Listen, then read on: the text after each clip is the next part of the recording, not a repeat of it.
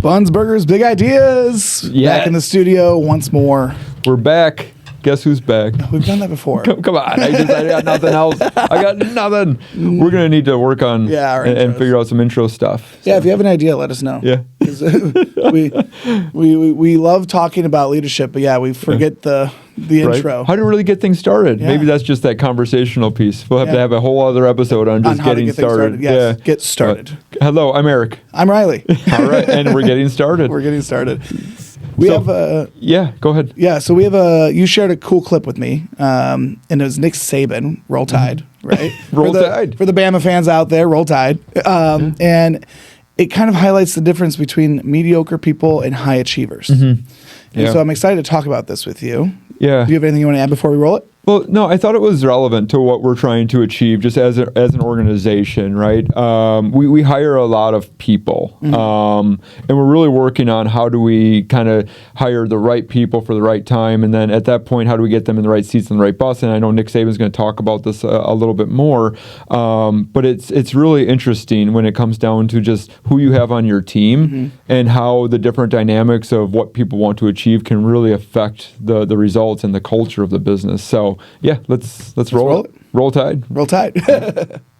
Mediocre people don't like high achievers, and high achievers don't like mediocre people. So if everybody doesn't buy into the same principles and values of the organization and the same high standard, you're never going to be successful. Just like our spring practice right now. You know what my goal with spring practice is? Get the right guys on the bus, get them in the right seats, and get the wrong guys off the bus.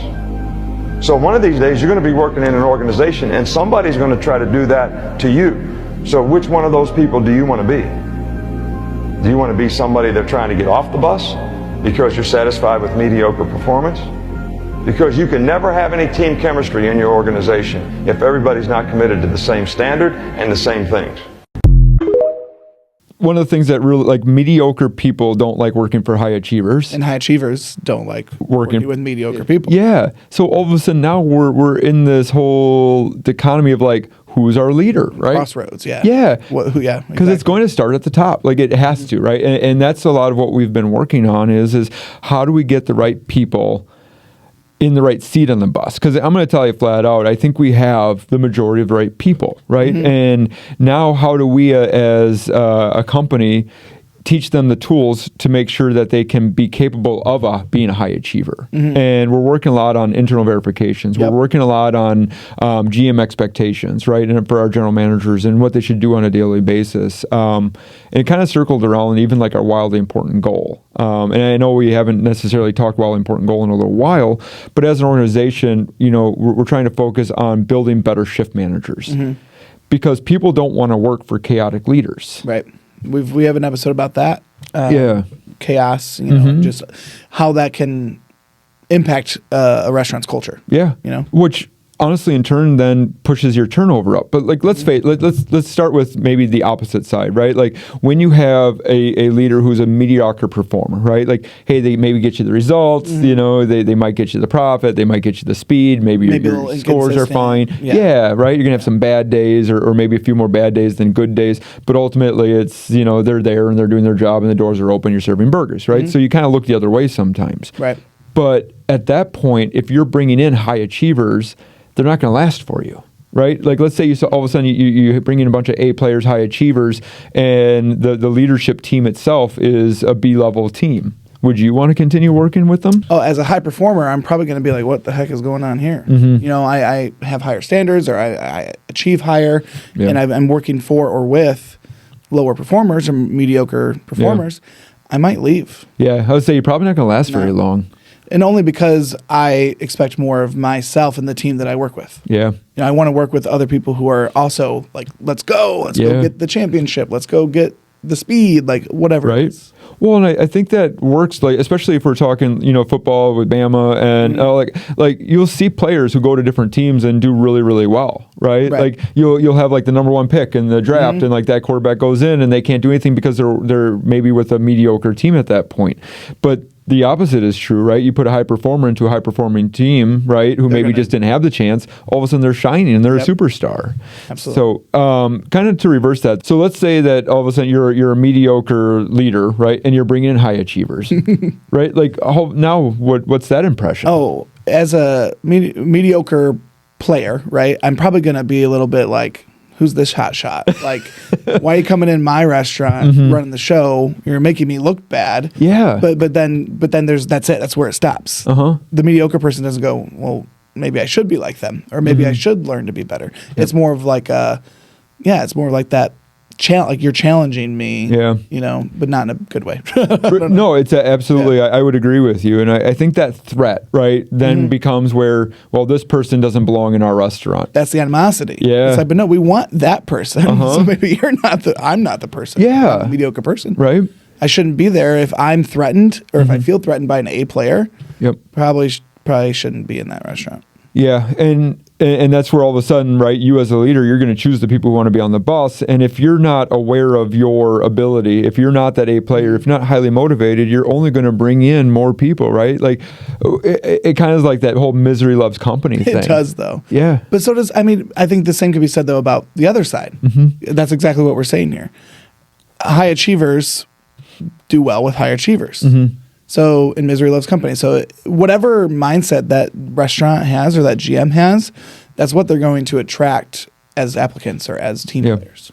Yeah, and as a company, we're trying to build the ability of our team, right? So, because we might have the right people, we just have to make sure that we're giving them the tools and resources to really do their job. To be a high achiever. And then identify, okay, maybe if they were put on the wrong seat, then what can we do? Because it's not about getting rid of the person, right? No. You fail a couple of internals or whatever, like the score doesn't matter. It's about constant improvement from there.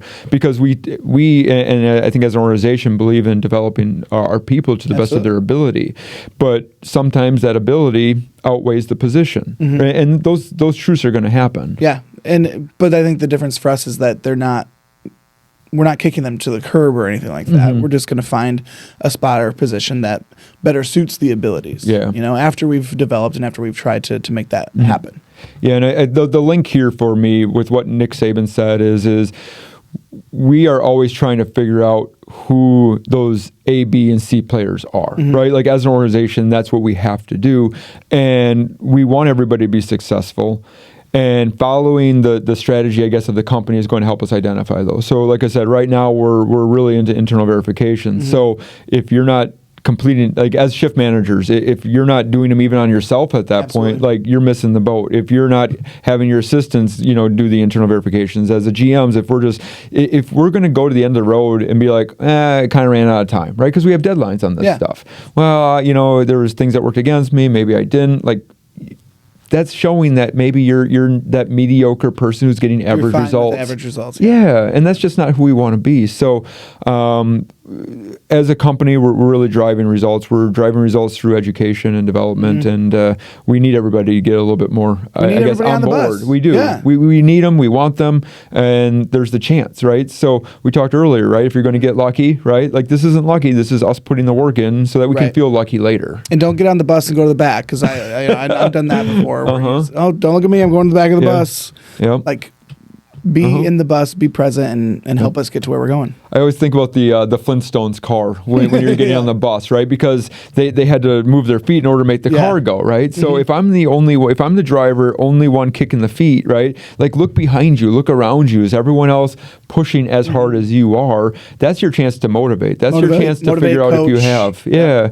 Because there's going to be people on the back of the bus, to your point, who have their feet up and they're just enjoying the ride. Yeah, exactly. So those people probably don't belong at some point. But we as the leaders have to help make those decisions because they're going to coast. Like if you're letting me chill on the back of the bus, not having to move my feet, keep my energy, I'm going to keep doing it. So look in the rearview mirror. Yeah. Because like you're driving the bus, like make sure you look behind you and see what's going on back there. For sure. Or better yet, use your assistant coach, your assistant general manager to go check on the people in the back. Make sure everybody's on the same page. Yeah. Just like any other analogy out there, right? If I'm paddling in the same direction, we're going to get there a lot faster. And that's just what we're looking for. And that's where the company has wildly important goals. And that's where we're looking for the overachievers, the high achievers, those A players who are going to help us row even faster and get more people to row in that same direction. So choose to be on our bus. Yep. And if you choose to be on our bus, then you know exactly what you're walking into. Right. High achievers, A players, fast results. Easy enough. Right? Yep. Buns, Burgers, Big Ideas. I appreciate you listening today. Make sure to subscribe. We're on YouTube. Yep. Follow, hit the like button. Yes, hit all the buttons. Yeah, hit every button. Every button. Leave some comments. Let us know. Yep. Thanks for listening. Listen, learn, lead. We'll see you later. Thanks for joining us on Buns, Burgers, and Big Ideas. We hope today's episode inspired fresh ideas for your leadership journey. Be sure to subscribe so you never miss an episode, and keep learning with us as we continue to explore leadership in the QSR world. Until next time, take care and lead well.